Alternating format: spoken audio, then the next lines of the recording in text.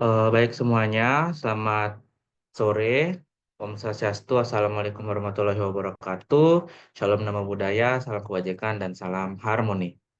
Baik teman-teman semua, pada hari ini saya akan memberikan suatu materi mengenai pembelajaran sosiologi, yaitu tentang sosiologi sejarah. Sebelumnya saya akan share screen.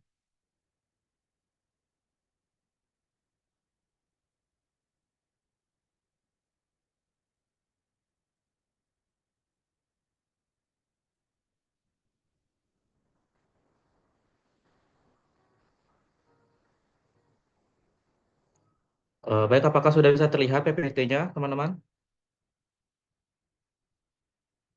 Sudah entah. Baik, pada pembelajaran hari ini kita akan membahas mengenai apa itu pengertian dari sosiologi sejarah, kemudian ruang lingkupnya, serta ciri-ciri dan juga tokoh-tokoh yang ada di dalam sosiologi sejarah ini. Nah, yang pertama itu ada pengertian. Secara umum, sosiologi sejarah mencoba untuk menggabungkan pendekatan-pendekatan sosiologis dengan menggunakan analisis sejarah, melihat bagaimana peristiwa besar seperti revolusi, perang, atau perubahan sosial mempengaruhi kehidupan masyarakat dan perkembangan institusi sosial, seperti lingkungan keluarga, kehidupan beragama, dan juga sistem pemerintahan. Nah, yang kedua ada ruang lingkup daripada sosiologi sejarah itu sendiri. Yang di mana ruang lingkup dari sosiologi sejarah itu ada empat. Yang pertama adalah perubahan sosial dalam konteks sejarah. Yang di mana tentunya pembahasan daripada sosiologi sejarah ini menggabungkan dua unsur, yaitu daripada unsur sosiologi dan juga unsur sejarah. Menekankan nilai-nilai perubahan sosial dalam konteks nilai-nilai sejarah. Dan yang kedua ada pola interaksi sosial dalam sejarah. Yang ketiga, penyebaran dan pengaruh pemikiran sosial, dan juga yang terakhir ada ekonomi, politik, dan budaya di dalam sejarah.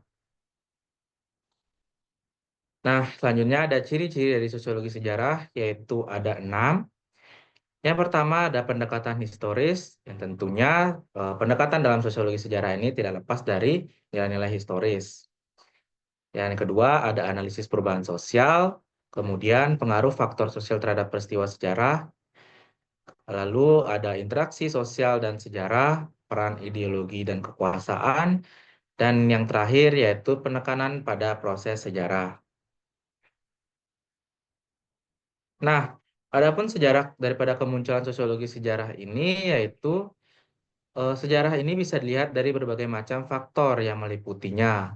Nah, adapun beberapa faktor yang mempengaruhi kemunculan sosiologi sejarah ini seperti pengaruh dari pemikiran sosiologi, yaitu tokoh-tokoh sosiologi, kemudian ada pengaruh daripada sejarah itu sendiri dan juga aliran historisisme. Nah, yang mana pengaruh pemikiran sosiologi ini yaitu muncul sekitar abad ke-19, dipengaruhi oleh kemajuan dalam pemikiran sosiologi, terutama dalam pemikiran tokoh-tokoh sosiologi seperti Auguste Comte, Karl Marx, Max Weber, dan juga tokoh-tokoh lainnya. Dan juga yang kedua yaitu adalah pengaruh sejarah, yang dimana ilmu sejarah pada awalnya lebih berfokus pada narasi peristiwa dan juga tokoh tanpa memperhatikan faktor sosial lebih besar. Nah, namun seiring perjalanan sejarah mulai dipandang lebih luas dengan mengaitkan peristiwa-peristiwa tertentu dengan struktur sosial, kebudayaan, dan juga ekonomi yang mendasarinya. Dan yang terakhir yaitu adalah aliran historisisme, yang dimana kemunculan aliran historisisme ini tepat pada abad ke-19 dan juga berkontribusi terhadap perkembangan sosiologi sejarah. Aliran ini berusaha untuk memahami perkembangan masyarakat melalui konteks sejarah yang lebih mendalam, memperkenalkan pandangan bahwa setiap masyarakat memiliki jalur sejarahnya sendiri yang unik. Nah, ada pun beberapa tokoh-tokoh daripada sosiologi sejarah ini, yaitu Auguste Comte, yang merupakan seorang ilmuwan dan juga aktivisi kelahiran 1798 hingga 1857. Yang dimana beliau ini terkenal dalam kajian teori-teori tentang masyarakat dan bagaimana ilmu pengetahuan sosial harus dikembangkan secara sistematis.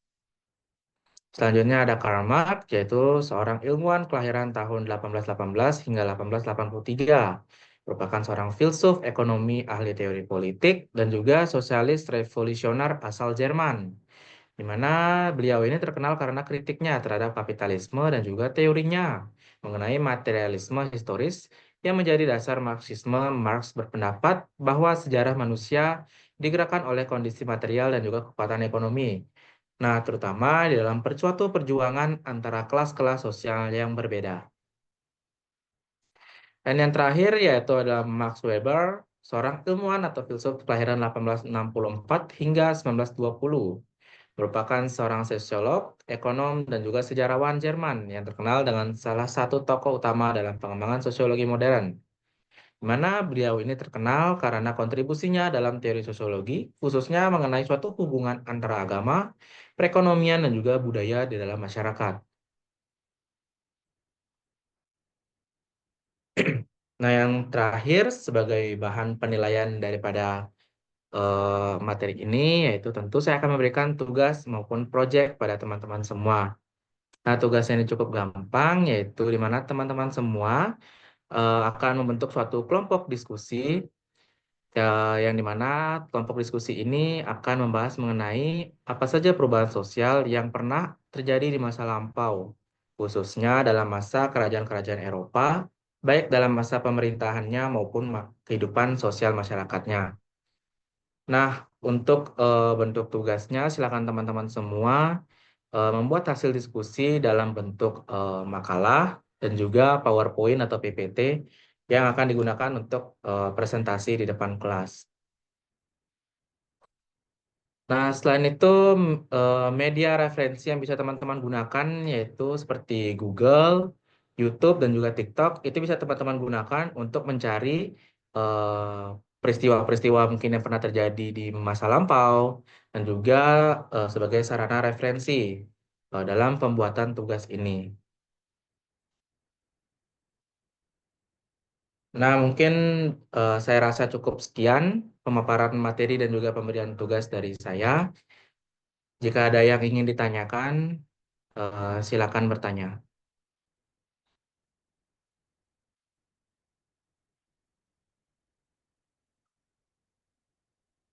Ya, Neta, silakan. Izin bertanya terkait tugasnya itu dikumpulnya kapan nanti? Eh, Mungkin Neta bisa diperbesar sedikit suaranya. Terkait tugasnya itu dikumpulnya kapan?